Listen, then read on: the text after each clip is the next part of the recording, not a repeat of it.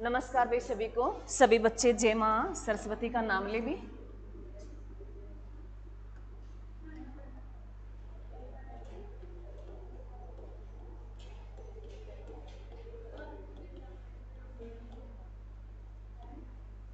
हम क्या पढ़ रहे हैं मेरे बच्चों? इकोनॉमिक्स। बातें नहीं मेरे बच्चों, इकोनॉमिक्स। इकोनॉमिक्स में हम क्या कर रहे हैं मेरे बच्चों? भारतीय अर्थव्यवस्था।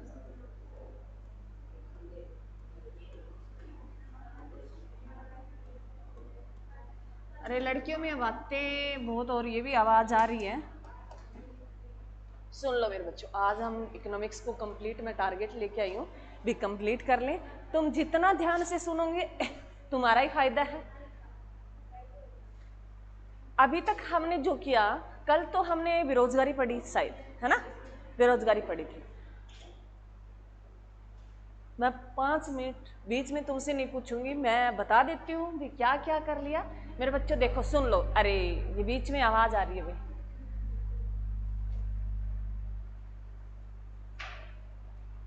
इकोनॉमिक्स एक विषय होता है। इकोनॉमिक्स क्या होता है? एक सब्जेक्ट होता है। सब्जेक्ट हमें इतना ही बताता है भी कोई समस्या आ जाए। सब्जेक्ट इकोनॉमिक्स में हम क्या पढ़ते हैं मेरे बच्चों? थ्योरी पढ़ते हैं। थ्योरी पढ़ते हैं। थ्योरी हमें क्या बताती है भी कोई भी देश में कोई भी, जैसे मान लो कोरोना काल रहा तो उसमें जैसे थ्योरी लिखी भी कैसे देश उभरता है, वो एक सिद्धांत बना दिया गया। तो ऐसी कोई अगर महामारी आती है भी, अगर सिचुएशन देश की अच्छी नहीं हो तो उससे निकलने के क्या क्या उपाय है वो हमें सिद्धांत सिखाता है भी कैसे हमें टैक्स कम कर देने चाहिए, कैसे लोगों के पास पैसे बांट देने चाहिए, कैसे स्कीमें लेके आनी चाहिए। तो ये हमें जानकारी कौन देता है? थ्योरी देती है। कौन देती है? थ्योरी देती है। ये हो सकता है भी आज से पहले जैसे विश्व युद्ध हुआ था तो उस टाइम कंडीशन अलग अलग थी। उस टाइम की थ्योरियां हैं, जैसे केन्स की है भी। केन्स ने बताया, जैसे इकोनॉमिक्स में होता है मेरे बच्चों, केन्स नाम का एक अर्थशास्त्री था, उन्होंने बताया भी सिचुएशन से कैसे निकला जाता है। उसके बाद जैसे हमें जो आपके एग्जाम के ओरिएंटेड इकोनॉमिक्स तुम्हें इतना ही पूछेगा भी इकोनॉमिक्स शब्द सबसे पहले देने वाला चाणक्य था। चाणक्य जिसे कौटिल्य भी बोलते हैं और जिसका वास्तविक नाम मेरे बच्चों विष्णु गुप्त है। और ये शब्द है, इन्होंने एग्जाम में 2 तरीके से पूछता है। एक तो कई बार पूछ लेता है भी इकोनॉमिक्स शब्द किसने दिया, एक कई बार पूछ लेता है भी इकोनॉमिक्स पुस्तक किसने लिखी। तो इकोनॉमिक्स पुस्तक या शब्द है, दोनों ही किसने लिखे थे? चाणक्य ने लिखे थे। किसने लिखे थे? चाणक्य ने लिखे थे। और उन्होंने उस टाइम इकोनॉमिक्स की पुस्तक लिखी, उस टाइम उन्होंने बताया भी राजनीतिक, इसका मीनिंग निकलता है राजनीतिक।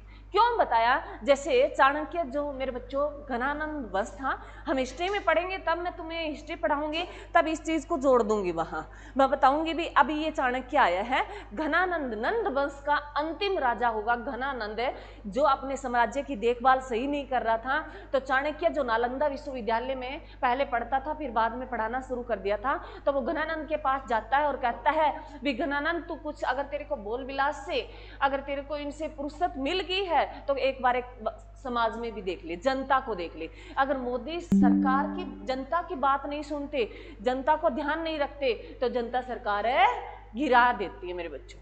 तो ये होता है कोई भी हो, जैसे सरपंच है, सरपंच अगर हमारी छोटी मोटी बातें गांव में होती है, ध्यान नहीं दे रहा, तो आगे वाला अगली पीढ़ी सरपंच वो नहीं आएगा। तो ये बात हम नोट करते हैं। तो ये कोई भी हो, चाहे राज्य हो, प्रधानमंत्री हो, चाहे सरपंच हो, जो भी हो, अगर मैनेजमेंट मुकेश सर अगर ध्यान नहीं देता तो क्या हो जाएंगे? बच्चे चले जाएंगे। तो यही होता है हर चीज में।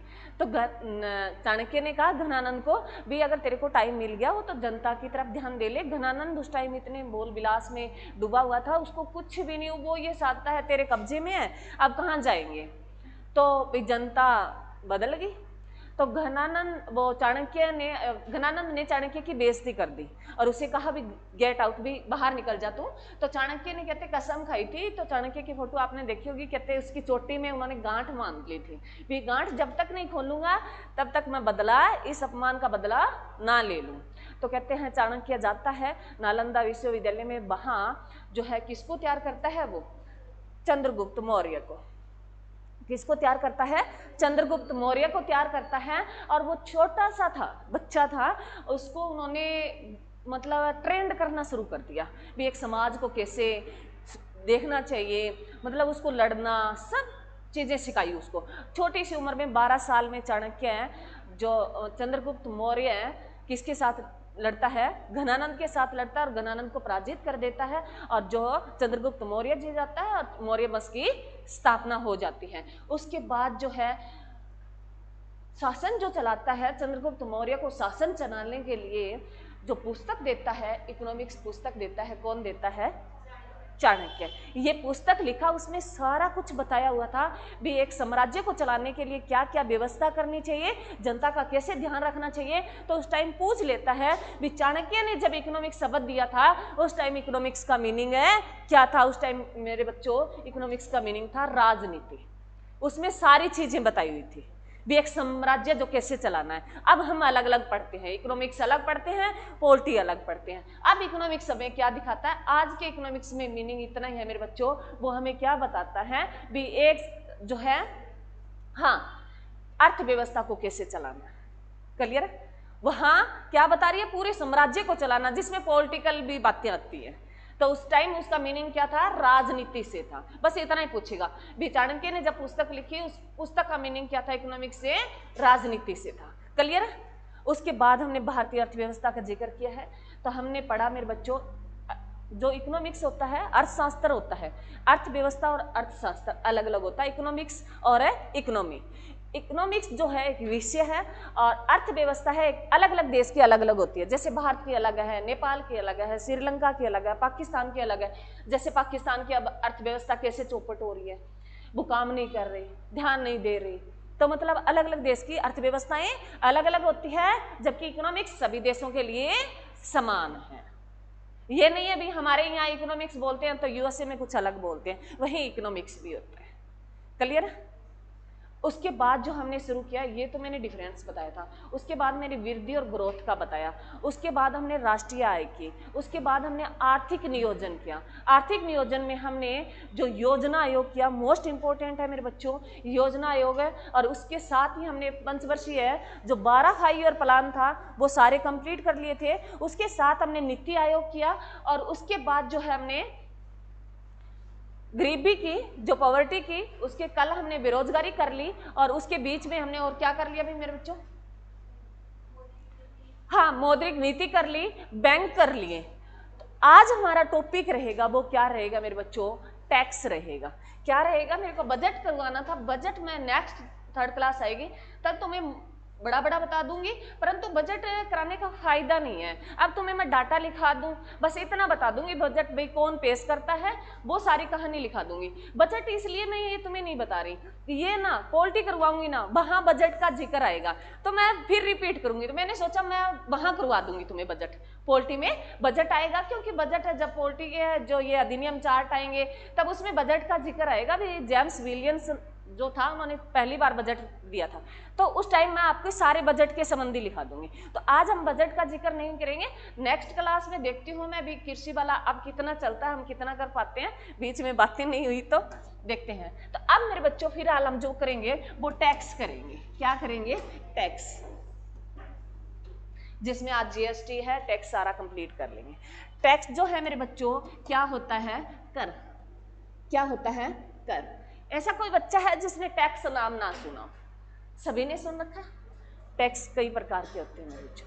टैक्स, आयकर टैक्स होता है, साधनों पे टैक्स लगते हैं, संपत्ति पे टैक्स लगता है। तो ये कई प्रकार के होते हैं। टैक्स क्या होता है? ये एक अनिवार्य कर है। टैक्स क्या है? एक अनिवार्य कर है जो कौन लगाती है? सरकार लगाती है मेरे बच्चों।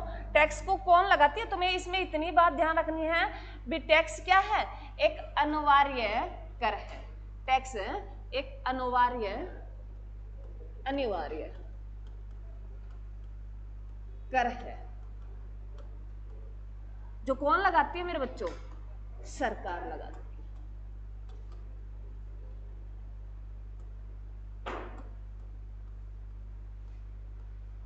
अनिवार्य का मतलब होता है भी लग गया ना हमारे पे किसी प्रकार से, तो हमें बिना किसी लाभ के हमें टैक्स देना ही होगा। ये नहीं है भी जैसे मेरी संपत्ति पे टैक्स लगा दिया गवर्नमेंट सरकार ने, तो मैं ये कह दूं क्या कर लेगी सरकार, मैं टैक्स नहीं देती, तो मैं मना नहीं कर सकती। ये इसीलिए ये लाइन बोली जाती है। तो पूछा जाता है टैक्स कैसा है? टैक्स एक अनिवार्य कर है। कैसा है? अनिवार्य कर है, हम इससे मुकर नहीं सकते। जिस वस्तु में टैक्स लगा है और इसमें लिखा, कोई भी प्रोडक्ट लेके आते हैं तो लिखा होता है टैक्स सहित, हम ना देने के बावजूद भी हमें देना पड़ता, हम कह नहीं सकते भी हम टैक्स नहीं देंगे। तो टैक्स क्या है? अनिवार्य कर है, तुम्हें देना ही होगा। और इसको कौन लगाती है? सरकार लगाती है। क्लियर मेरे बच्चों? अब इसमें एक बात और ध्यान रखना, छोटी सी है। टैक्स जो करदाता होता है, टैक्स कौन भरता है? टैक्स जैसे हम पे लगा, सरकार ने लगाया, तो हम क्या हो गए? करदाता हो गए। टैक्स में करदाता को कोई लाभ नहीं होता, करदाता को कोई लाभ नहीं होता। टैक्स के बदले में करदाता को कुछ भी नहीं मिलता, कोई लाभ नहीं होता, या करदाता को कुछ भी नहीं मिलता। भी लग गया तो हमें देने ही होंगे, मिलता कुछ नहीं है हमें। टैक्स के बदले हमें कोई लाभ नहीं मिलता, कोई भी चीज, कोई अब वस्तु नहीं मिलती। जो वस्तु ले रहे हैं, हम खरीद रहे हैं, वो तो मेरे बच्चों पैसे दे के खरीद रहे हैं। तो टैक्स से हमें कोई लाभ नहीं मिलता और कुछ भी नहीं मिलता। तो ये ध्यान रखना, पूछ सकता है भी जो है टैक्स से लाभ मिलता है या हानि होती है? हानि तो होगी, भी पैसे भरेंगे, तो लाभ हमें नहीं मिलता। क्लियर मेरे बच्चों? उसके बाद आता है मेरे बच्चों टैक्स के टाइप, लिख लो, टैक्स के प्रकार।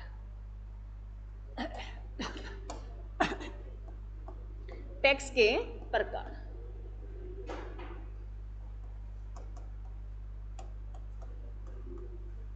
टाइप। दो प्रकार के टैक्स होते हैं मेरे बच्चों।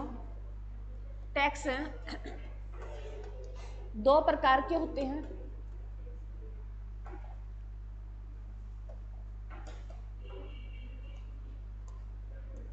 फर्स्ट होता है प्रत्यक्ष कर, सेकंड होता है मेरे बच्चों अप्रत्यक्ष कर।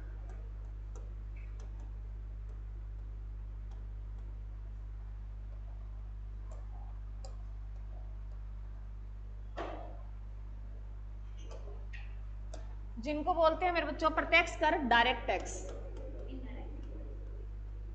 डायरेक्ट है टैक्स, और इसको अप्रत्यक्ष को बोलते हैं इनडायरेक्ट टैक्स।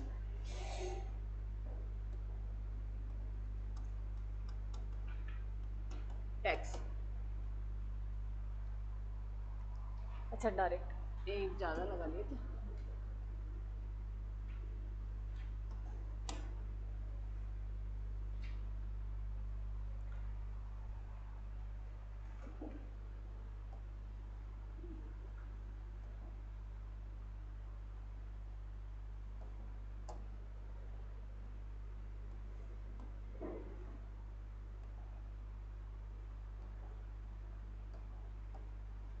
अच्छा बन रहा, यही देख रही थी इनको ना,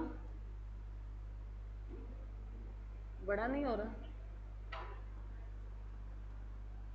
चल क्या हो गया? इसको बड़ा ऐसे नहीं, बीच से क्या होगा? यहाँ ऐसे बड़ा हो रहा है ना, ये अलग अलग आ जाते हैं। चल, अरे अब ये और हो गया बीच में, ये कर ले। चल कोई बात नहीं, ये बाद में फ्री होके सीखेंगे ये चीजें। तो मेरे बच्चों टैक्स कितने प्रकार के होते हैं? दो प्रकार के होते हैं। कौन से? प्रत्यक्ष कर और अप्रत्यक्ष कर। अब लिखते हैं, चलो लिखो, प्रत्यक्ष कर लिख लेते हैं। प्रत्यक्ष कर,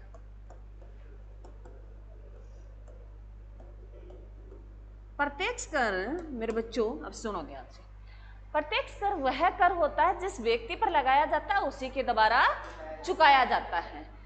प्रत्यक्ष कर वह कर है जिस व्यक्ति पर लगाया गया उसी के द्वारा चुकाया गया। जैसे इनकम टैक्स है, ये नहीं भी इनकम टैक्स लगा मेरे पे और चुकाया आपने, तो इनकम टैक्स ऐसा टैक्स है जो कैसा है, प्रत्यक्ष कर है। लिखाएंगे कौन कौन से प्रत्यक्ष है, पहले मैंने एग्जांपल दिया है। तो इनकम टैक्स कैसा है, प्रत्यक्ष कर है। क्या है ये, जिस व्यक्ति पर लगाया जाए उसी व्यक्ति के द्वारा चुकाया जाता है। लिख लो, प्रत्यक्ष कर वह कर है जिस व्यक्ति पर यह कर लगाया जाता है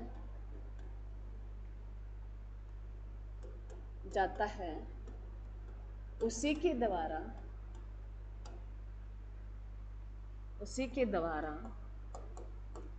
उसे चुकाया जाता है जैसे इनकम टैक्स।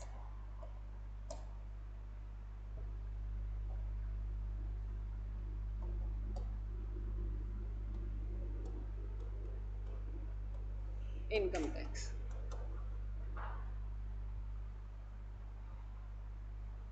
जैसे इनकम टैक्स क्या है मेरे बच्चों, इनकम टैक्स आयकर है। क्या है, आयकर है। या हिंदी में लिख देती हूँ, आयकर। जो टैक्स लगाया जाता है ना मेरे बच्चों,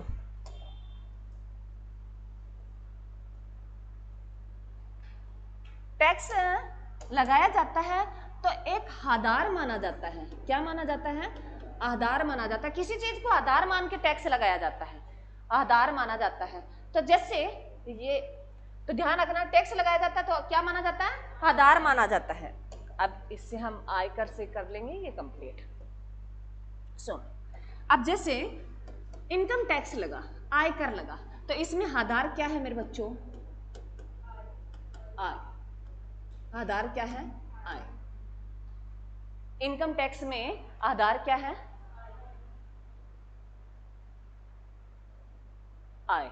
भी आय को आधार मानकर इस पे कर लगाया गया। ठीक है, तो ये ध्यान रखना, कई बार नॉर्मल क्वेश्चन भी आ जाता है भी संपत्ति कर जो है, संपत्ति टैक्स लगा तो वो किसको आधार माना है, संपत्ति को माना है। निगम कर लगा तो किसको आधार माना है, निगम को। जो निगम जो उद्योग होते हैं, कंपनियां होती है, उनको आधार माना। तो ध्यान रखना, क्लियर है। अब आता है मेरे बच्चों, जो इनकम टैक्स जो था ये सबसे पहले कब आया, सबसे पुराना टैक्स पूछे तो कौन सा है मेरे बच्चों, इनकम टैक्स है। तो ये 1860 में आया मेरे बच्चों, फर्स्ट बार, पहली बार इनकम टैक्स लगा था। पहली बार किसने लगाया मेरे बच्चों, लॉर्ड कैनिंग ने। पहली बार ये किसने लगाया, 1860 में पहली बार इनकम टैक्स लगाया गया था भारत में। 1860 में पहली बार क्या लगाया गया, इनकम टैक्स लगाया गया। और किसके द्वारा लगाया गया मेरे बच्चों, सुन लो, एक बार लिख लो, लॉर्ड कैनिंग। जब बताऊंगी आगे की कहानी, ये लॉर्ड कैनिंग था। ये हम वहीं भी पढ़ेंगे, पॉलिटी में भी आएगा, पॉलिटी का कंसेप्ट है ये। क्योंकि लॉर्ड कैनिंग उस टाइम क्या था, 1860 में गवर्नर जनरल था। क्या था मेरे बच्चों, गवर्नर। तो परंतु ये क्या रहा, ये अंतिम गवर्नर जनरल है और फर्स्ट है वाइसराय रहा था। अंतिम है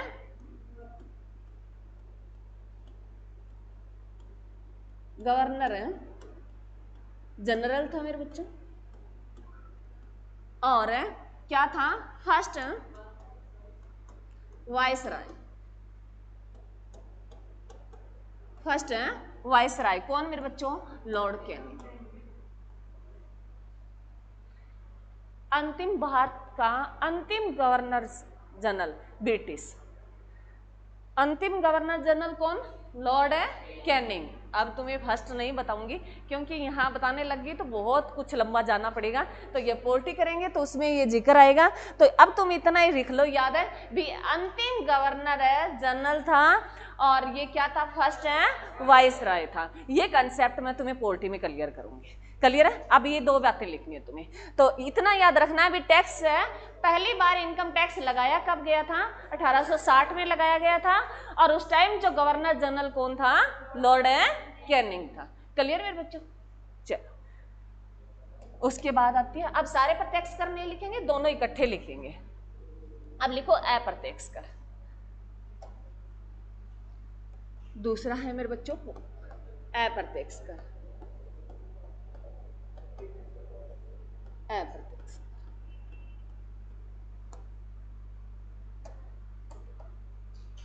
पहले सुन लो, अप्रत्यक्ष कर क्या है? प्रत्यक्ष का उल्टा है ये। प्रत्यक्ष का क्या है? विपरीत है। प्रत्यक्ष कर क्या था? भी जिस व्यक्ति पर लगाया जाए उसी के दोबारा चुकाया जाए। इसमें है भी जिस व्यक्ति पर लगाया जाता है उसी के दोबारा ना चुकाकर अन्य व्यक्ति दोबारा चुकाया जाता है, उसे क्या कहते हैं? अप्रत्यक्ष कर है।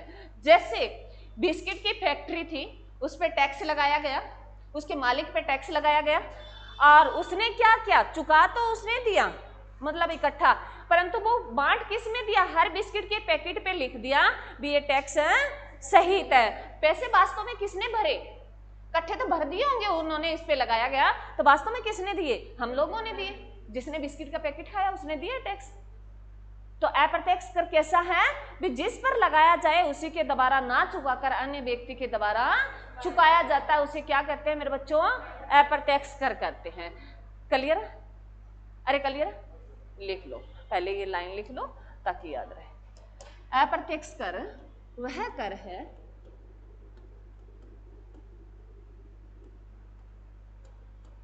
जिस व्यक्ति पर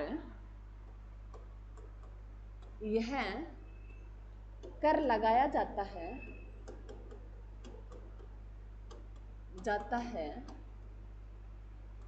उसके दोबारा ना चुकाकर अन्य व्यक्ति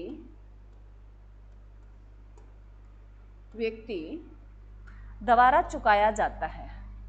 अन्य व्यक्ति द्वारा चुकाया जाता है।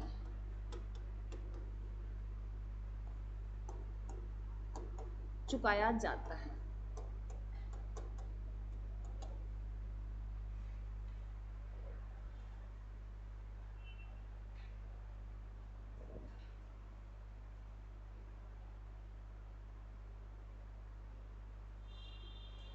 जैसे मेरे बच्चों उत्पाद बिक्री कर क्या आ जाएगा? इसमें आ जाएगा, जैसे में लिख लो, जैसे उत्पाद बिक्री कर।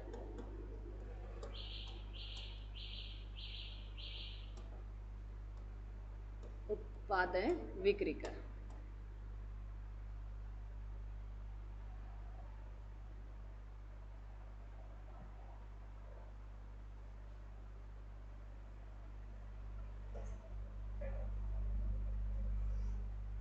कर लिया मेरे बच्चों?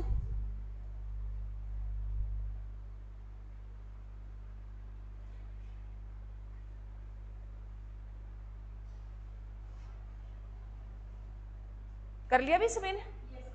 अब लिखते हैं। यहां तक किसी बच्चे को कोई दिक्कत है? अब लिखेंगे हम प्रत्यक्ष कर केंद्र सरकार के द्वारा, और एक मैं पहले बता देती हूँ मेरे बच्चों, ये टैक्स है ना, कैसे टैक्स है? प्रत्यक्ष कर और अप्रत्यक्ष कर। अप्रत्यक्ष कर ये सेंट्रल सरकार अलग लगाती है और राज्य सरकारें अलग लगाती है। सेंट्रल सरकार वो लगाती है, मैं बता देती हूँ, फिर हम इकट्ठे इनके नाम लिख लेंगे जो दिए हैं। वो कई बार पूछ लेता है भी इनकम टैक्स कौन लगाता है, तो इनकम टैक्स हमेशा ध्यान रखना सेंट्रल सरकार लगाती है। संपत्ति कर सरकार लगाती है। कौन सी? सेंट्रल सरकार। राज्य सरकार भूमि से संबंधित कोई आ जाए वो राज्य सरकार लगाती है। मेन की पॉइंट ध्यान रखना, प्रत्यक्ष कर में भूमि से संबंधित है, लिखाऊंगी ना, लिखना नहीं है तुम्हें। प्रत्यक्ष कर में सेंट्रल सरकार कौन सा लगाती है? इनकम टैक्स, जो पूरे भारत में लागू होता है। इनकम टैक्स है वो सेंट्रल सरकार लगाती है। क्लियर? और जो राज्य सरकार लगाती है, जैसे राज्य अलग अलग हो गए मेरे बच्चों, तो राज्य में भूमि कृषि से संबंधित कोई टैक्स लगता है वो कौन डिसाइड करता है? राज्य सरकार। क्योंकि इस पूरे भारत में एक जैसी कृषि नहीं होती, तो तो अलग अलग राज्यों की अलग अलग होती है, तो वो डिसाइड कौन करता है? राज्य सरकार डिसाइड करती है। क्लियर? अरे क्लियर? अब ध्यान रखना मेरे बच्चों, जो है ये टैक्स जो लगते हैं ये वित्त मंत्री लगाती है। कौन लगाती है? वित्त मंत्री लगाता है। कौन लगाता है? अब तो वर्तमान में वित्त मंत्री है निर्मला सीतारमण है। तो टैक्स कौन लगाता है मेरे बच्चों? इनकी एक कमेटी बैठती है, तो टैक्स जो कर डिसाइड करते हैं भी किस पे कितना लगेगा, तो ये कर कौन लगाता है? वित्त मंत्रालय। कौन लगाता है? वित्त मंत्रालय। और जिसमें डिसाइड कौन करती है? वित्त मंत्री। वित्त मंत्री। और आपने ध्यान से सुना होगा मेरे बच्चों भी जब बजट पेश होता है, अब बजट का जिक्र आ गया परंतु मैं बताऊंगी नहीं तुम्हें। बजट जो है, जब बजट तुम्हें पता है हर साल जो पेश होता है, कब होता है बजट पेश? रह के भी नहीं कर पाती। बजट जो है मेरे बच्चों पहले होता था 1 मार्च को होता था, अब क्या होता है 1 फरवरी को पेश किया जाता है। 1 फरवरी को बजट पेश किया जाता है, क्योंकि नया सेशन शुरू हो जाता है 1 अप्रैल से। वित्तीय वर्ष शुरू हो जाता है कब है? 1 अप्रैल से। उससे पहले जब 1 मार्च को पेश किया जाता था तो उस पर बहस चलती है। सुनो मैं तुम्हें बता ही देती हूँ, थोड़ी बातें तो बता दूं, थोड़ी आगे कर लेंगे। बजट पेश किया जाता है, जैसे मेरे बच्चों आपने सुना होगा बजट आया है अलग अलग, जैसे सेंट्रल सरकार का अलग आता है, राज्य अलग अलग बजट पेश करते हैं। तो पहले ये बजट पेश किया जाता था वो 1 मार्च को किया जाता था। 1 मार्च से 31 मार्च तक उस पर पूरी बहस चलती थी। लोकसभा, राज्यसभा, ये जो है राज्यसभा, उसमें बहस चलती थी। क्यों चलती थी? क्योंकि उनमें टैक्स वगैरह डिसाइड कर दिए जाते थे, भाई इतना टैक्स है, इस पे इतना लगेगा, इस पे इतना लगेगा, यहाँ से ये इनकम आएगी, इसको इतना दिया है। तो वो बहस होती थी ये कम ज़्यादा क्यों हो गया। फिर उस 1 अप्रैल से नया सेशन शुरू हो जाता है, उसके बाद कोई चेंज नहीं किया जाता। तो 1 महीना कम पड़ गया उस बहस के लिए। तो ये क्या कहा भी इतने में तो मान लो कुछ समझने वाले समझ ही नहीं सकते, तो उन्होंने कहा हम 1 फरवरी को बजट दे देते हैं ताकि तुम्हें बहस करने के लिए क्या मिल जाए? 2 महीने मिल जाए, ताकि हम उसको तसल्ली से आइडिया लगा पाए। क्योंकि मेरे बच्चों देखो, वो हर दिन हम कोई काम करते हैं तो हम जैसे आटा गूंद देते हैं तो हमें आइडिया हो जाता है ना इतना का काम चल जाएगा। तो डेली जैसे ऐसे काम करते हैं तो उनको आइडिया हो जाता है भी इतना समथिंग होगा, ऐसे नहीं मापे नहीं जाते कोई चीजें। तो हमें क्या लगा लेते हैं? आइडिया लगा लेते हैं। तो उन्होंने वित्त मंत्री अपने आइडियाज देती है, उसके साथ बहुत सारे लोग होते हैं, कमेटी बैठती है, वो डिसाइड करती है किस पे कितना लगाया जाए और कितने तक इसमें छूट की जाए। लगाने के बाद वो एक बजट दे देती है, और बजट देने के बाद जो लोकसभा में क्या हो जाती है मेरे बच्चों? बहस चलती है, इस पे हर दिन बातें होती है। तो ये 2 महीने के लिए। तो बजट जो पेश अब किया जाता है वो कब किया जाता है? 1 फरवरी को। आज मैं तुम्हें बजट नहीं पढ़ाऊंगी, पहले बजट किसने, बस सिर्फ इतना है भी कौन ये टैक्स वगैरह डिसाइड करता है? वित्त मंत्रालय करता है। वित्त मंत्रालय में कई कमेटी बैठती है, वित्त मंत्री अंतिम सिग्नेचर करती है उस पर। किसके? वित्त मंत्री के। क्लियर है मेरे बच्चों? अब लिखो मेरे बच्चों, प्रत्यक्ष कर, इसमें 2 पार्ट करेंगे हम। एक राज्य सरकार द्वारा लगाए जाते हैं और एक जो है केंद्र सरकार द्वारा। केंद्र सरकार द्वारा और राज्य सरकार द्वारा।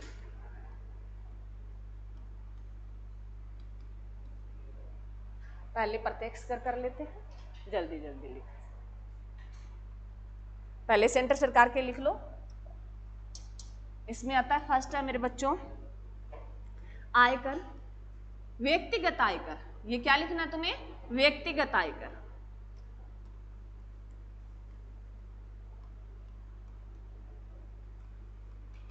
आयकर। उसके बाद दूसरा है मेरे बच्चों निगम कर। लिख लो एक बार, सारे समझा दूंगी, लिख लो। निगम कर, बीच में नहीं बोलना है, सारे लिखते जाओ, कॉपी कर लो एक बार। निगम कर। उसके बाद है मेरे बच्चों व्यय कर।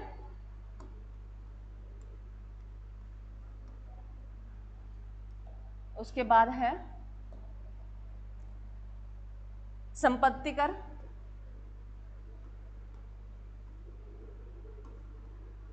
उसके बाद है मेरे बच्चों पूंजी लाभ कर,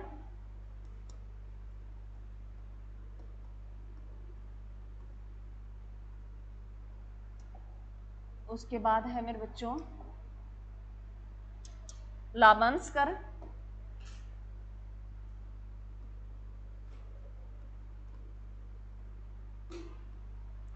उसके बाद है ब्याज कर,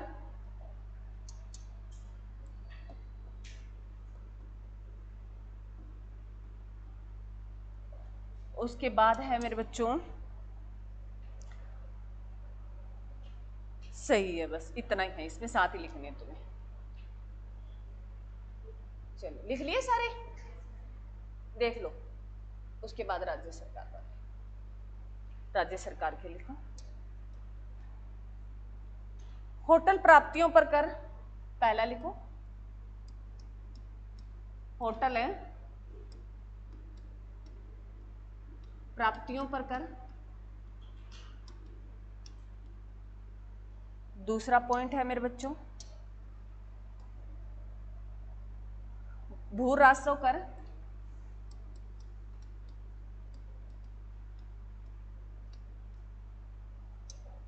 तीसरा है कृषि आय कर।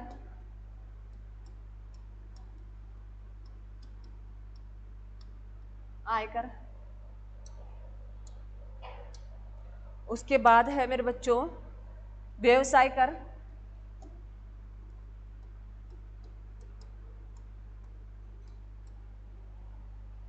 उसके बाद है गैर शहरी अचल संपत्तियों पर कर।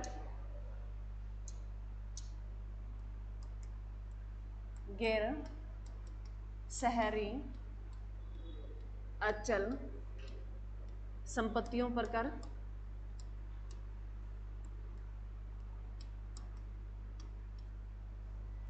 उसके बाद है मेरे बच्चों रोजगारों पर कर।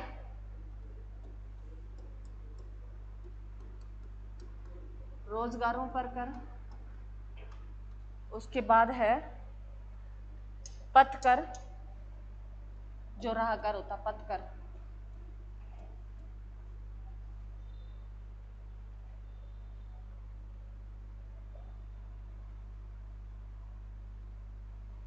ये लो।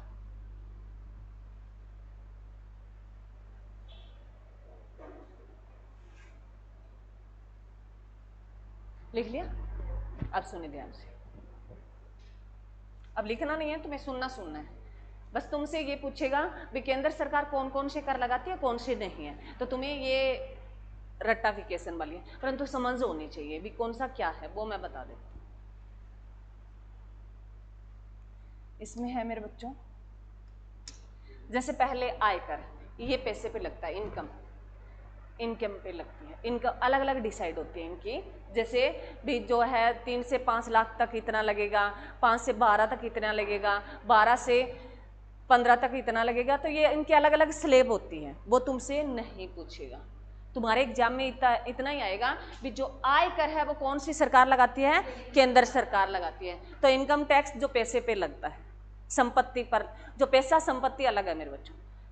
जो है इनकम आ रही है, हमारी आमदनी है, हमारा 1 साल की हमारी इनकम है, उस पे लगता है, मंथली हो सकती है। और जो संपत्ति है वो अलग है। संपत्ति मेरे बच्चों जो हमारे पास इकट्ठा धन है, हमारी पूंजी है संपत्ति। संपत्ति और है आय अलग अलग चीजें होती है। क्लियर है? तो इस पे ये टैक्स निगम कर होता है मेरे बच्चों, कंपनियों पर जो टैक्स लगता है, बड़े बड़े उद्योगों पर जो लगाया जाता है। क्लियर है? उसके बाद व्यय कर, व्यय कर भी लगता है। व्यय कर होता है मेरे बच्चों एक्सपेंडिचर। मान लो कोई वस्तु, जैसे हम कोई भी उद्योग लगा रहे हैं तो उससे पहले हमें टैक्स देना पड़ता है, तो उसके लिए हम व्यय करते हैं। व्यय टैक्स जैसे उपहार कर आगे आएंगे, उपहार कर भी होते हैं, बड़े बड़े जो ये उपहार दिए जाते हैं तो उन पे सरकार टैक्स लगाती है। तो व्यय कर जो है एक्सपेंडिचर पर भी कर लगाती है, कौन?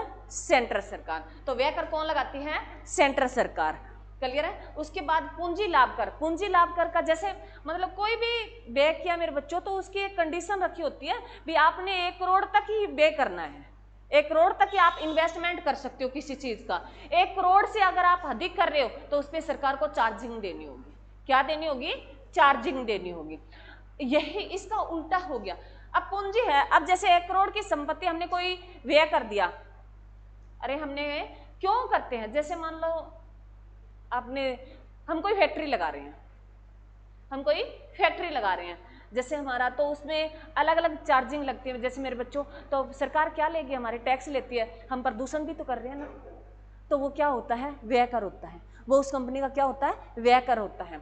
मतलब कोई सामान बनाने के लिए, जैसे नाले में हम गंदा कोई मटेरियल है और हम यहाँ ये आसपास जैसे नहरें होती हैं, हम बहा के आते हैं, तो उसका सरकार क्या लेती है? चार्जिंग लेती है। वो किस में आता है? व्यय कर आता है। वो कंपनियों का क्या होगा? व्यय कर होगा। और उसमें है पूंजी।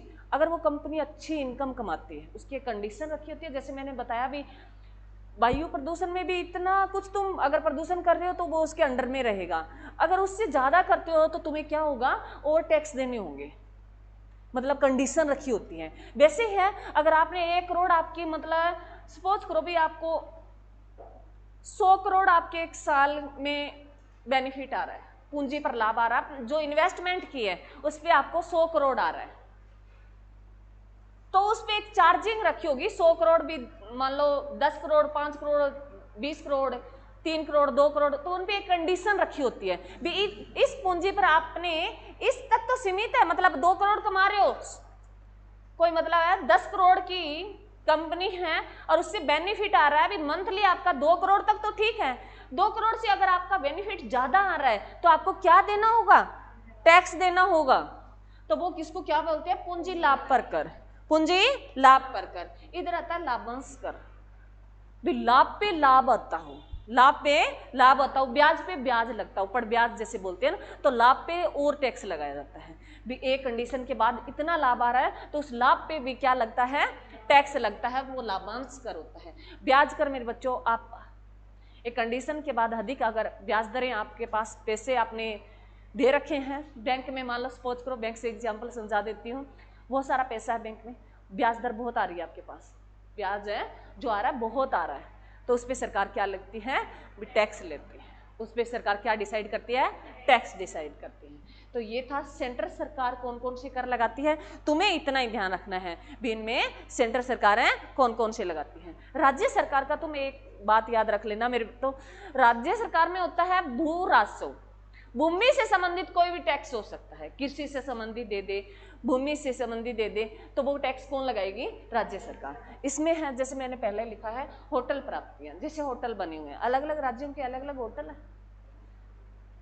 अरे अलग अलग होंगे, तो होटल कर जो लगे होते हैं, होटल जो लगे होते हैं उन पे टैक्स लगाती है सेंट्रल सरकार, नहीं लगाती मेरे बच्चों, वो उस राज्य की राज्य सरकार लगाती है। कौन लगाती है? उस राज्य की राज्य सरकार लगाती है, और वो अपनी मर्जी से लगाती है भी। टैक्स भी जैसे मान लो एक मार्केट के अंदर हो, बिल्कुल है, जैसे आपने देखा होगा ना, मतलब किराया भी अगर हम देखते हैं तो मार्केट के बिल्कुल अंदर होता है तो उसका किराया बहुत, पार्किंग की सुविधा अच्छी खासी हो तो उसका किराया ज़्यादा लेते हैं, और जो एन बिल्कुल उसके आसपास कोई सुविधा कम हो तो उसका किराया कम लेते हैं। तो वैसे भी ये टैक्स भी कम ज़्यादा किए जाते हैं, जहाँ अच्छी फैसिलिटी हो तो वहाँ टैक्स ज़्यादा लगाए जाते हैं उन होटलों पे, और जिनमें ठीक ठाक प्रबंध हो तो उन पे कम लगते हैं। तो ये ध्यान रखना, वो कौन लगाते हैं? होटल कर।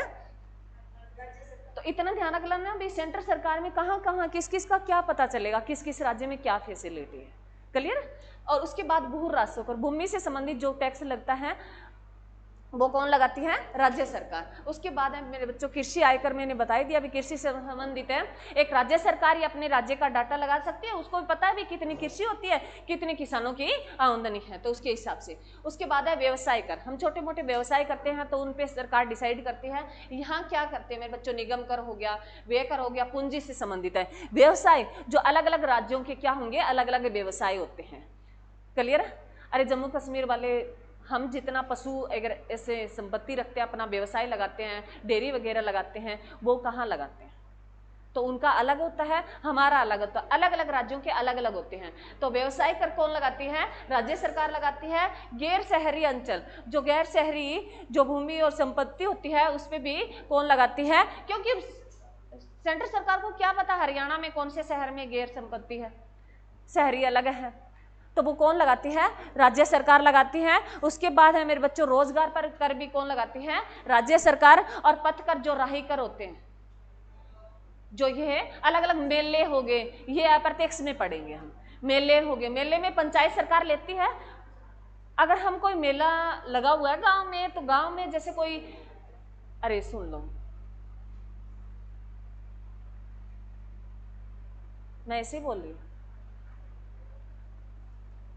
ये डॉलर बाद में समझ में आएंगे जब ये सुनोगे। सुन लो, पथकर जैसे मेरे बच्चों आपने सुना होगा, जैसे मान लो ये हम हमारे नजदीक ढिंगसरा मेला लगता है, तो वहां जो बड़े बड़े झूले लगते हैं, कोई भी मेला हो जहां लगते हैं, तो उनके टैक्स दिए लगाए जाते हैं, उस पर चार्जिंग ली जाती है उससे पहले। तो वो अलग कमेटी डिसाइड करती है, वहां की अलग है कमेटियां डिसाइड करती हैं। तो वो भी टैक्स है कौन है? अलग अलग राज्यों के अलग अलग होते हैं। तो पथ कर अलग अलग राज्यों के अलग अलग ही होते हैं भी।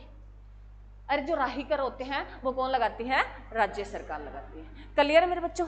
ये थे प्रत्यक्ष कर, जो तुम्हें पूछ लेता है एग्जाम में, 4 ऑप्शन दे देगा, पूछ लेगा भाई सेंट्रल सरकार के द्वारा प्रत्यक्ष कर कौन से लगाए जाते हैं, इसमें सेंट्रल सरकार के द्वारा कौन सा नहीं लगाया जाता। 3 सेंट्रल सरकार के दे देगा, 1 राज्य सरकार का। लगभग वो भू राजस्व से पूछता है, कृषि और भूमि से संबंधित। क्लियर?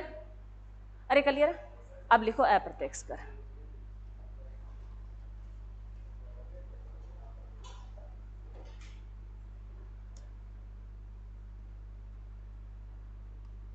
अप्रत्यक्ष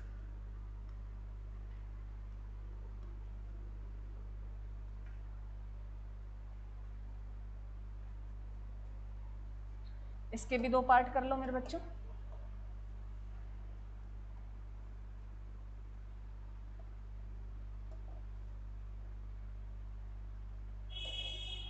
लिख लो, केंद्र सरकार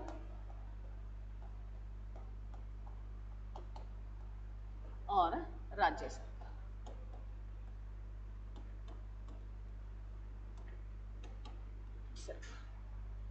पहले लिखो केंद्र सरकार मेरे बच्चों। केंद्र सरकार लगाती है मेरे बच्चों सीमा शुल्क। सीमा शुल्क। उसके बाद दूसरा है मेरे बच्चों केंद्रीय उत्पाद कर।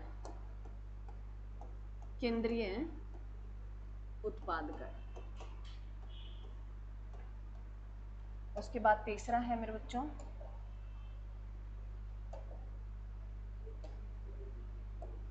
तीसरा है,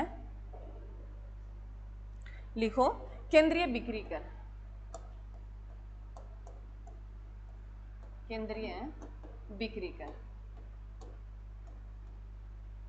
उसके बाद है सेवा कर। सेवा कर, सर्विस टैक्स। हाँ जी, ये जो टैक्स रहा था ये 1994 से मेरे बच्चों, ये 1994 और 95 के बीच में लगा था। एक बार लिख लो सारे, फिर मैं बाद में बता दूंगी। उसके बाद राज्य सरकार लगाती है मेरे बच्चों। राज्य सरकार लगाती है बिक्री कर, व्यापार कर। पहला है बिक्री कर, व्यापार कर, एक ही बोलते हैं इनको। उसके बाद है दूसरा है स्टंप। जो स्टाम्प होती है मेरे बच्चों, एक बार लिख लो मैं बता दूंगी। एवं है पूंजीयन कर। शुल्क लिख लो, शुल्क लिख लो या टैक्स लिख लो, एक ही बात, चलो करिए। उसके बाद है राज्य उत्पाद कर।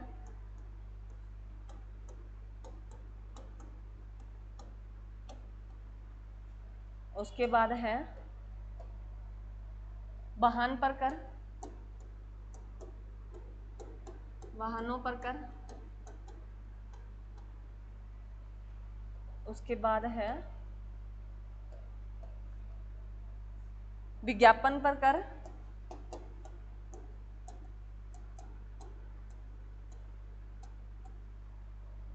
उसके बाद है मेरे बच्चों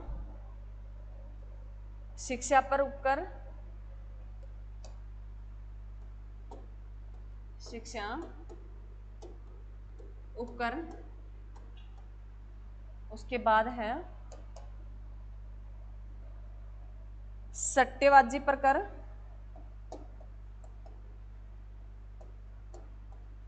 सट्टेबाजी पर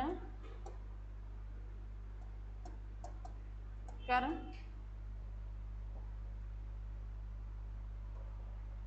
उसके बाद है मेरे बच्चों डीजल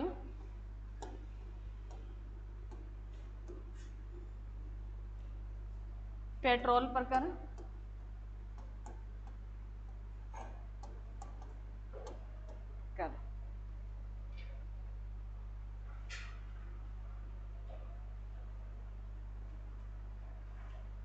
लिखो।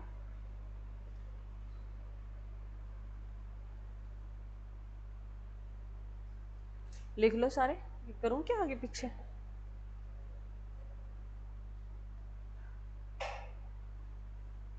लिख लिया?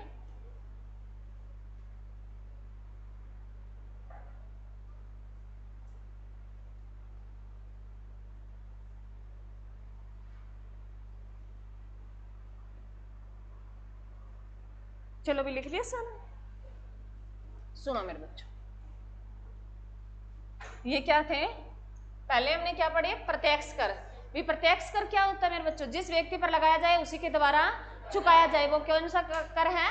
प्रत्यक्ष कर। जिसमें हमने अलग अलग पढ़ा भी सेंट्रल सरकार कौन से डिसाइड करती है और राज्य सरकार कौन से डिसाइड करती है। क्लियर है? और उसमें अगर तुम लिखना चाहो तो अगर जो बच्चे हैं इंपॉर्टेंट मैं बता देती हूँ भी, ये आते ही आते हैं आपके एग्जाम में, इस पे टिक कर लो। आयकर पूछता है, निगम कर पूछता है, संपत्ति कर आता है मेरे बच्चों, पूंजी लाभ कर आता है, इसमें भू राजस्व, कृषि आयकर पूछ लेता है, व्यवसाय कर पूछ लेता है, पथ कर पूछ लेता है। ये इंपॉर्टेंट है, ये तो तुम्हें याद रखने ही रखने होंगे, ये इनमें से दे देता है। एक बार तो सारे रीड मार लेना, कई बार ऑप्शन देख के हम निकाल देते हैं। तो पढ़नी सारी चीजें होती है, याद प्रॉपर तरीके से कुछ एक चीजें रखनी होती है। क्लियर है? तो ये चीजें जो मैंने ग्रीन कलर से निशान लगाया ये तुम्हें याद रखना ही है, बाकी तुम्हें पढ़ना है। अप्रत्यक्ष कर वह कर है जो मेरे बच्चों लगाया किसी और पे जाता है और चुकाया किसी अन्य व्यक्ति के द्वारा। जैसे उत्पाद कर है, इसमें सारा उत्पाद का ही जिक्र हो रहा है, बिक्री का हो रहा है, सेवाओं का जिक्र हो रहा है। वो हमें अप्रत्यक्ष कर जो होता है मेरे बच्चों लगाया किसी अन्य व्यक्ति पर, किसी व्यक्ति पर लगाया जाता है परंतु चुकाया किसी अन्य व्यक्ति के द्वारा है। तो इसमें जो है केंद्र सरकार कौन कौन से लगाते हैं मेरे बच्चों? सीमा शुल्क। क्या लगाती हैं? सीमा शुल्क। सीमा शुल्क क्या होता है? सीमा क्या होती है? बाउंड्री। क्या होती है? बाउंड्री।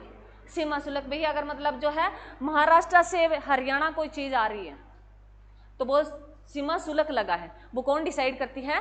सेंट्रल सरकार। कौन करती है? केंद्र सरकार। क्लियर? उसके बाद है दूसरा केंद्रीय उत्पाद कर।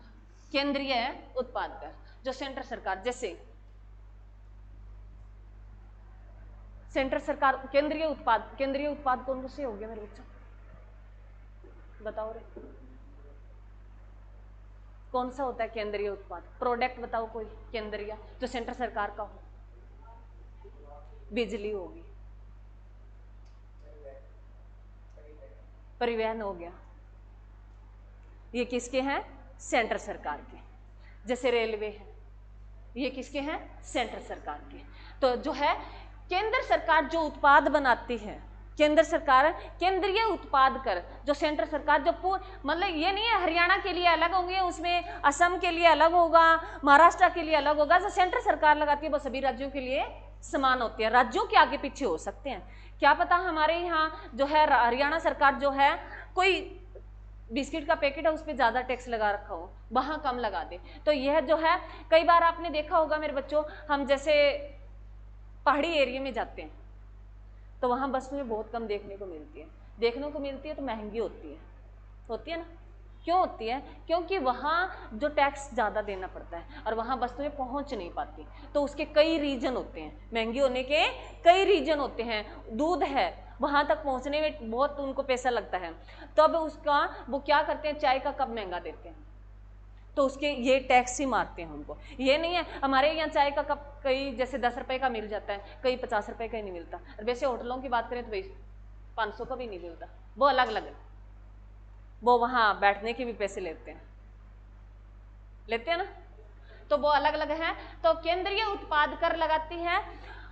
तुम्हें बस की पॉइंट ही पकड़ना भी, केंद्रीय उत्पाद कर कौन लगाती है? केंद्र सरकार। और केंद्रीय बिक्री कर मेरे बच्चों, जो सामान की बिक्री होती है उस पर भी टैक्स लगता है। केंद्रीय बिक्री कर लगता है, जो सामान बिक्री होता है भी। अगर मान लो जैसे इनका एक कंडीशन होती है, अगर आपने जैसे मैंने आयात टैक्स, जैसे मैं ये टैरिफ मैंने तुम्हें बताया था भी, अगर आयात और निर्यात पे दोनों तरफ टैक्स लगता है। जब बाउंड्री क्रॉस कर रहे हो वो सरकार तो लगा ही रही है उस सामान को भेजने के लिए। महाराष्ट्र में जैसे हरियाणा से महाराष्ट्र कोई सामान जा रहा है तो हरियाणा सरकार तो ले रही है उससे भी, इतना सामान तेरे को देने के लिए इतने में। अगर तो इससे ज्यादा अगर और सामान बेचता है तो और टैक्स पे करना होगा। तो वो कैसा, जो सेंट्रल सरकार डिसाइड करती है भी, एक राज्य से दूसरे राज्य में सामान जाता है। ठीक है। उसके बाद सेवा कर, सर्विस जो है मेरे बच्चों, सर्विस का हमें सर्विस देते हैं। सर्विस है कैसी भी हो सकती है, बीमा हो सकती है, स्कूल की हो सकती है और परिवहन की हो सकती है। तो इन सर्विस पे जो टैक्स लगता है, जैसे ये वाहन गाड़ियां होती है, जो टैक्स लगता है वो कैसा है? सर्विस टैक्स है। कैसा है? सर्विस टैक्स है। तो सेवा कर कौन लगाता है? सेंट्रल सरकार। तुम्हें क्या ध्यान रखना है भी, सेवा कर कौन लगाती है? सेंट्रल सरकार लगाती है। अब आता है मेरे बच्चों राज्य सरकार। राज्य सरकार भी बिक्री कर लगाती है, अपने अपने सामान का अलग अलग डिसाइड करती है। जैसे मंडी में सुबह जो सब्जी मंडी लगती है तो उनमें टैक्स लगता है, उसमें भी टैक्स लगता है। तो बिक्री कर अलग अलग राज्यों के अलग अलग होते हैं, बिक्री कर अलग अलग राज्यों के अलग अलग होते होंगे। किसी की सुविधा साधन की कम होती है वहां टैक्स ज्यादा लगता है, जहां ज्यादा होती है वहां कम बन जाते हैं भी, तू नहीं तो कोई और आएगा। तो यहाँ जहाँ फैसिलिटी जितनी कम होती है, वहाँ जितनी पहुँचने में कठिनाई होती है, वहाँ उतना ही पैसा ज़्यादा लगता है। तो बिक्री कर अलग अलग स्टैंप, जैसे मेरे बच्चों अलग अलग जैसी फीस लगती है। हम सिविल हॉस्पिटल में जाते हैं तो 5 रुपये चार्जिंग ली जाती है, तो ये शुल्क होता है। क्या होता है? शुल्क। वो राज्य सरकार डिसाइड करती है। और उसके वाहन कर लगाए जाते हैं। जिनके पास गाड़ियां वगैरह होती है तो भरते हैं ना 1 साल का टैक्स। अरे भरते हैं या नहीं भरते? वो राज्य सरकार डिसाइड करती है। विज्ञापन कर, विज्ञापन तुम्हें पता ही है अभी, विज्ञापन कर जो एड वगैरह देते हैं कोई चीज सामान बेचने के लिए, तो उनके जो टैक्स, उस पर भी टैक्स लगाया जाता है। उस पर भी सरकार टैक्स लेती है। कौन? राज्य सरकार। विज्ञापन पर कौन लेती है? अलग अलग राज्य अलग अलग डिसाइड करता है भी, वो कम ज्यादा हो सकते हैं। क्या पता भाई कोई विज्ञापन यहाँ दे रहे हो, हरियाणा में कम लग रहा हो, महाराष्ट्र में ज्यादा लग रहा हो। वो एरिया भी देखा जाता है, लोग भी देखे जाते हैं, और जो साधन भी देखे जाते हैं भी, कितनी स्पीडली से वो पहुंच पाती है। तो ये अलग अलग कौन लगाता है? राज्य सरकार लगाती है। कौन सा कर है? विज्ञापन कर। उसके बाद शिक्षा उपकर लगाती है मेरे बच्चों। उसके बाद है सट्टेबाजी कर, ये मोस्ट इंपॉर्टेंट है, सट्टेबाजी वाला। सट्टा कौन कौन लगाता है? कोई नहीं लगाता मैडम। कौन कौन लगाता है रे सट्टा? लगाता है दीपक? जानता है सट्टा क्या होता है? जानता था, ऐसी बात नहीं है तुम जानते नहीं हो, जानते तो सभी हो। लड़कियों में सट्टा जानते हो? पैसे लगाए जाते हैं, लगा के देखिए, नंबर आते हैं और कोई बाबा दे जाता है नंबर, है ना। जब खेल चल रहे होते हैं तब सट्टे लगते हैं ना। तो उनकी एक कंडीशन होती है मेरे बच्चों, उस सट्टेबाजी में भी टैक्स लगाया जाता है, उस सट्टे पे टैक्स लगाया जाता है। और टैक्स में ये सट्टा इतनी खतरनाक चीज है मेरे बच्चों, अगर इसकी एक बार लत लग गई ना, इसमें भी वही बात है भाई, जैसे आपके आते हैं खेल आते हैं, लूडो खेलो ऐसे एड आती है ना, तो उसमें कहते हैं भी इतना जीतो। और जो एड देने वाला भी कौन होता है? जो हमारा चाहता है, कोई भी हो, चाहता है हीरोइन हो सकती है हीरो हो सकता है, कोई अच्छा मतलब जिनका रुतबा हो पर्सन, कोई भी हो सकता है। हम ये सोचेंगे अजय देवगन ये कर रहा है तो अजय देवगन हमें, जैसे विमल पान खाओ, है ना, गुटखा खाओ, ये विज्ञापन देता है, तो हम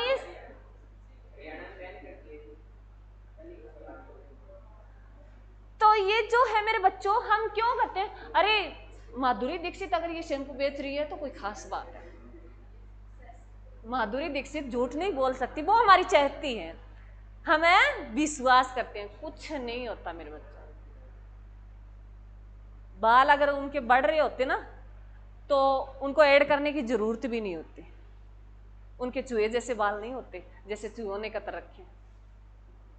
तो मेरे बच्चों ये जो है बहकावा होता है, कुछ भी तुम्हें कहे, कितना भी चहेता क्यों ना हो, घर वाले भी एक बार तुम्हें तुरंत कह देना भी ये चीज है, नहीं करनी चाहिए। और ये गेम तो तुम कभी भी, लड़कों को खास कर कह रही हूँ, लड़कियां भी वैसे कम नहीं है, परंतु कई चीजें मैं लड़कियों की तरफ इशारा करती हूँ, लड़के बहुत खेलते हैं भी गेम। अब बैन किया गया ऑस्ट्रेलिया में तो 16 साल 18 साल तक तो फोन ही बंद कर दिया।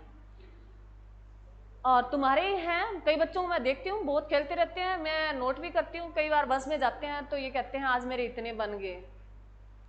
तो ये मेरे बच्चों खतरनाक हो सकते हैं, ये लत इतनी खतरनाक होती है, तुम्हें अपाहिज बना देती है। तुम्हें क्या बना देती है, अपाहिज बना देती है। तुम अपनी इतना सुनहरा जीवन खो देते हो उसे एक लत के कारण। कुछ नहीं है, अरे इसमें कितना का बनेगा, उसके साथ सोचो तुम्हारा स्वास्थ्य गया, तुम्हें ध्यान ही नहीं है तुम्हारे आसपास कौन बैठा है।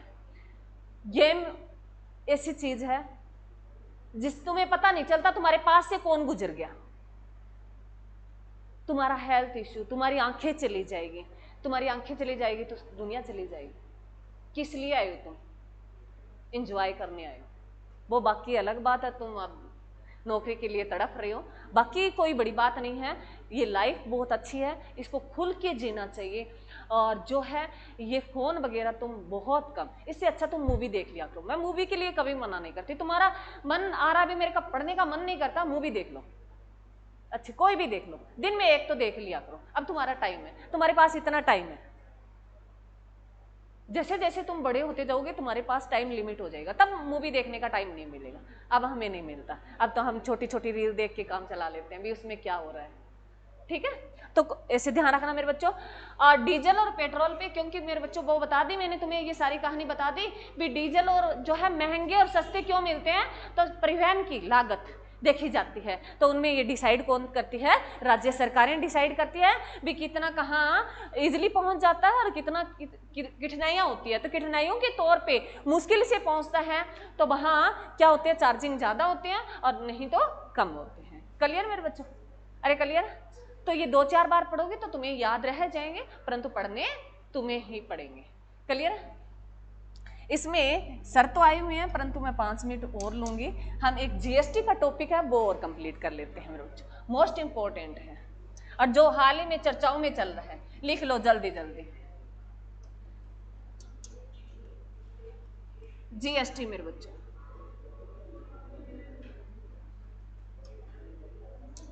जीएसटी जो हाल ही में चर्चाओं में चल रहा है मेरे बच्चों। जीएसटी जो क्या है, पहले तो इसकी फुल फॉर्म लिख लो, गुड्स एंड सर्विस टैक्स मेरे बच्चों, गुड्स एंड सर्विस टैक्स। ये कैसा टैक्स है मेरे बच्चों, अप्रत्यक्ष कर। कैसा टैक्स है ये ध्यान रखना, मोस्ट इंपॉर्टेंट है। कैसा है ये, अप्रत्यक्ष कर, अप्रत्यक्ष इनडायरेक्ट टैक्स। कैसा कर है ये, अप्रत्यक्ष कर। ये जीएसटी सबसे पहले जो अपनाने वाला देश, जीएसटी को सबसे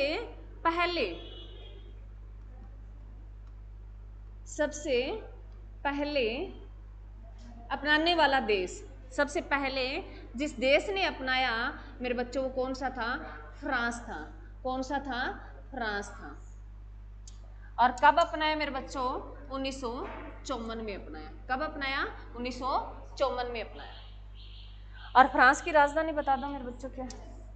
फ्रांस की राजधानी क्या है? पेरिस। फ्रांस की राजधानी क्या है? पेरिस है। और जो है हरियाणा का पेरिस किसको बोला जाता है? करनाल को। और 2024 के ओलंपिक कहाँ हुए थे? फ्रांस की राजधानी पेरिस में।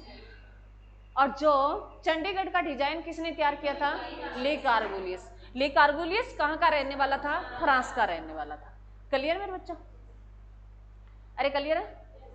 चलो उसके बाद है मेरे बच्चों भी जीएसटी हमने जो अपनाया है, भारत अपनाने वाला जीएसटी को अपनाने वाला 160वां राज्य 160वां देश बन गया। भारत जीएसटी को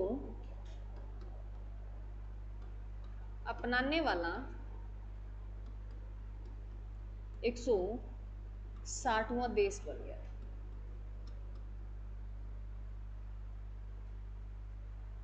भारत जीएसटी को अपनाने वाला 160वां देश बन गया था।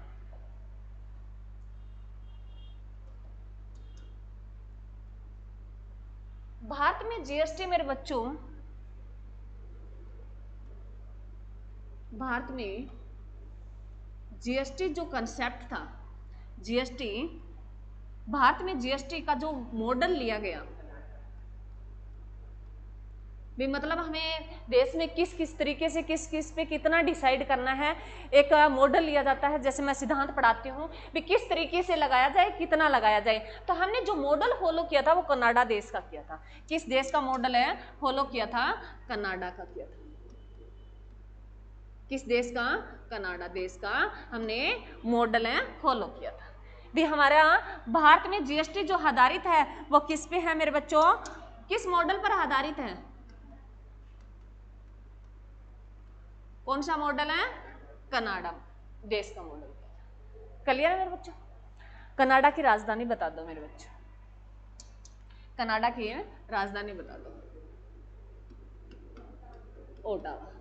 कनाडा की राजधानी क्या है? ओटावा है। कनाडा की राजधानी क्या है? ओटावा। क्लियर?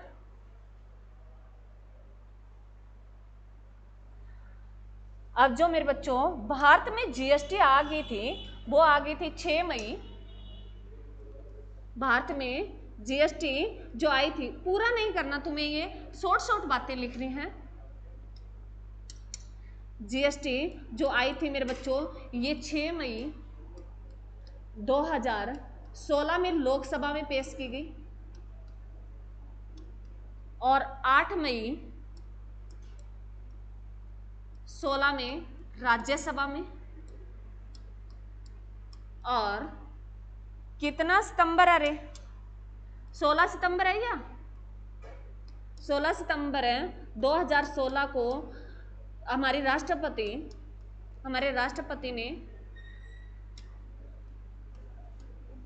ने सितंबर सीधा लिख लेना, तुम्हें ये याद वाली चीज नहीं है मेरे बच्चों। ये रटाफिकेशन है। सितंबर 2016 में जो है राष्ट्रपति ने क्या मोहर लगा दी थी, अपने हस्ताक्षर कर दिए थे। राष्ट्रपति ने सिग्नेचर किए थे, वो कब किए थे? सितंबर है प्रॉपर। अगर ध्यान आगे पीछे हो ना 16 से तो कोई बड़ी बात नहीं है, मेरे को ध्यान लग रहा है 16। अच्छा 8 सितंबर है क्या? चलो लिख लो, कोई बात नहीं, बड़ी बात। 16 सितंबर 2016 को राष्ट्रपति ने क्या कर दिए थे? हस्ताक्षर कर दिए थे। किस पे मेरे बच्चों? जीएसटी। और जो है भारत में जो जीएसटी लागू हो गई थी मेरे बच्चों, भारत में जीएसटी शुरू की गई, वो कब हो गई थी? 1 जुलाई 2017। कब की गई थी? 1 जुलाई 2017 को। तो हम पूछता है जीएसटी डे कब मनाते हैं? 1 जुलाई को। 1 जुलाई को कौन सा डे मनाते हैं मेरे बच्चों? जीएसटी दिवस। जीएसटी दिवस में। और ये पूछे मेरे बच्चों, जीएसटी लिखो। जीएसटी है, ये पूछता है भी कौन सा हमारे भारत में आया, तो कौन सा संविधान संशोधन हुआ था और इसका आर्टिकल में कौन से आर्टिकल में वर्णन है। तो इसका अगर प्रतिच्छेद पूछे तो आर्टिकल में अगर वर्णन करें इसका,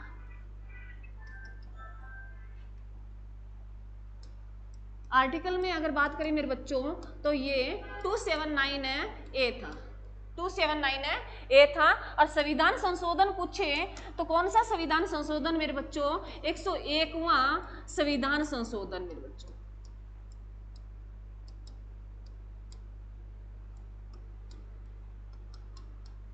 101वां संविधान संशोधन के तहत है इसे पारित कर दिया गया था। कौन सा? 101वां संविधान संशोधन था। और वैसे पूछे मेरे बच्चों ये विधेयक कौन सा था? 122वां था। कौन सा था मेरे बच्चों? 122वां विधेयक था। परंतु पारित होने वाला कौन सा था मेरे बच्चों? ये 101वां था। अब सुनो क्या है विधेयक? क्या?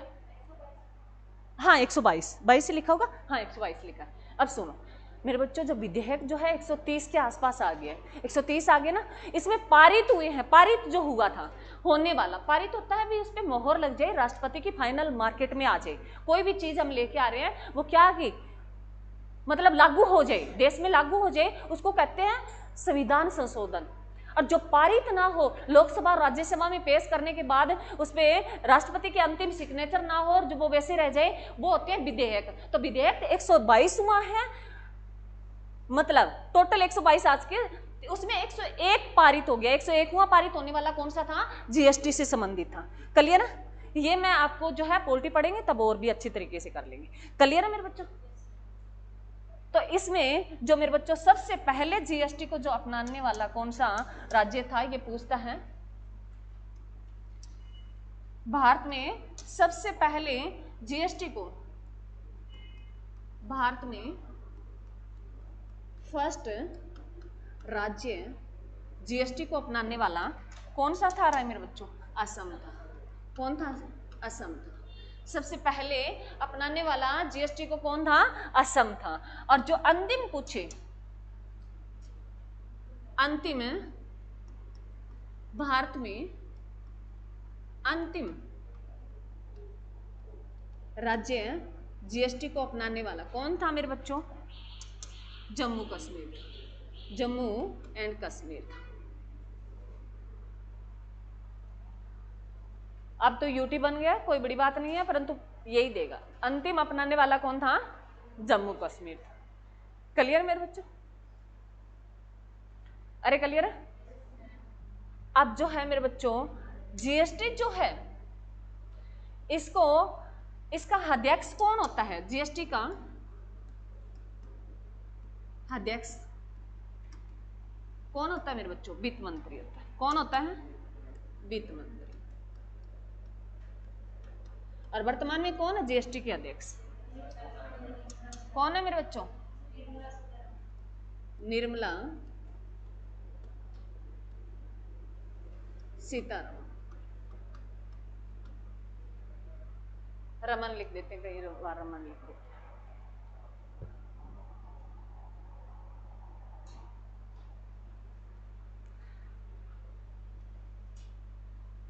क्लियर मेरे बच्चों? इतना इसमें दोबारा रिपीट करने वाली तो जरूरत ही नहीं है।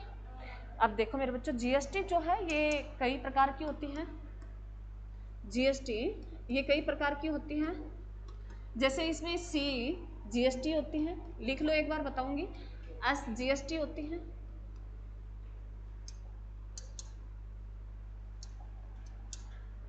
आई जीएसटी होती है। तो जीएसटी की तो फुल फॉर्म तुम्हें पता ही है, good service and good and service tax. आगे जैसे सी से सेंटर हो गया मेरे बच्चों, एस से स्टेट हो गया, आई से इंटीग्रेटेड हो गया।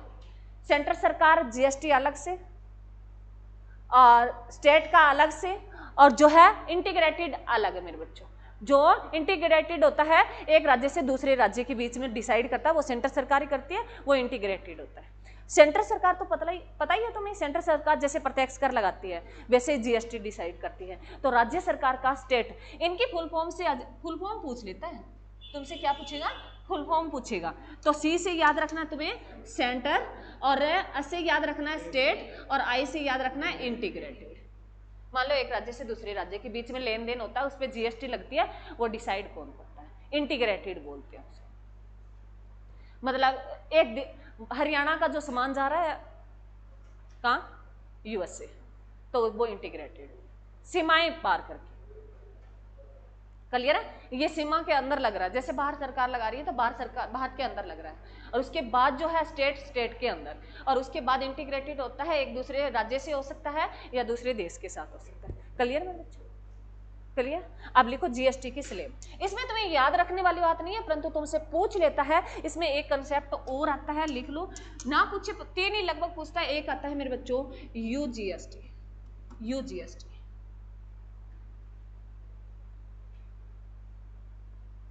यूजीएसटी। क्लियर? अरे क्लियर? उसके बाद है मेरे बच्चों ये जीएसटी की स्लेब, और लिख लो, सर ने आवाज लगाती है। जीएसटी की जो स्लेब आई है मेरे बच्चों, अब जीएसटी की जो स्लेब आई है कितनी है? स्लेब जो आई है मेरे बच्चों जीएसटी की 5 स्लेब थी। कितनी थी स्लेब? थी 5 स्लेब थी। जो कौन सी थी? पहले 5 लिख लेते हैं। इसमें कौन सी थी? 0%, 5%, 12%, 18%, 28%। परंतु अब क्या कर दिया गया मेरे बच्चों, अब वर्तमान में अब 22 जो है 22 सितंबर से 2025 से कितनी स्लेब शुरू हो जाएगी? 4 स्लेब, 4 कर दी गई। 4 कौन कौन सी कर दी ये बताऊंगी कि इस पे क्या है, इसका मुद्दा चल रहा है, तुम इतना लिख लो। 4 स्लेब जो की गई है मेरे बच्चों, उसमें की गई है 0%। 0% में वो सारी चीजें आती है, खाद्य पदार्थ जो होते हैं सारे आएंगे। उसके बाद जो है हमारी जो शिक्षा से संबंधित डिक्शनरी थी वो सारे आएंगे, और उसके साथ है मेरे बच्चों 5%, और उसके साथ है 18%, और उसके साथ है 40%। इसके बाद में बातें करेंगे, तुम इतना लिख लो। अब ये 4 स्लेब बना दी गई है, पहले कितनी थी? 5 स्लेब थी। तो ध्यान रखना भी 4 कौन सी कम कर दी गई? सेम मेरे बच्चों 0 0 रही है, और इसमें ना थोड़ा सा चेंज किया गया है, थोड़ा जितना खाद्य पदार्थ है उसमें 0 कर दिया गया, और जितना कॉस्टली सामान है उसमें 40%, जैसे गुटखा हो गया, जितना मतलब वस्तुएं नशीली पदार्थ है ना, वो सारे किसमें कर दिए गए? 40%। क्योंकि मैंने बताया भी सरकार ऐसे नहीं रोक सकती, वो क्या करेगी? टैक्स वगैरह बढ़ा के उनको कम कर देती है। तो ध्यान रखना 0 से 0 रह गया, 5 5 रह गया, किसको खत्म कर दिया? 12 को खत्म कर दिया, 18 जो सेम रहेगी, 28 को खत्म करके क्या कर दिया? 40 कर दिया। क्लियर है? अरे क्लियर? थैंक यू मेरे बच्चों।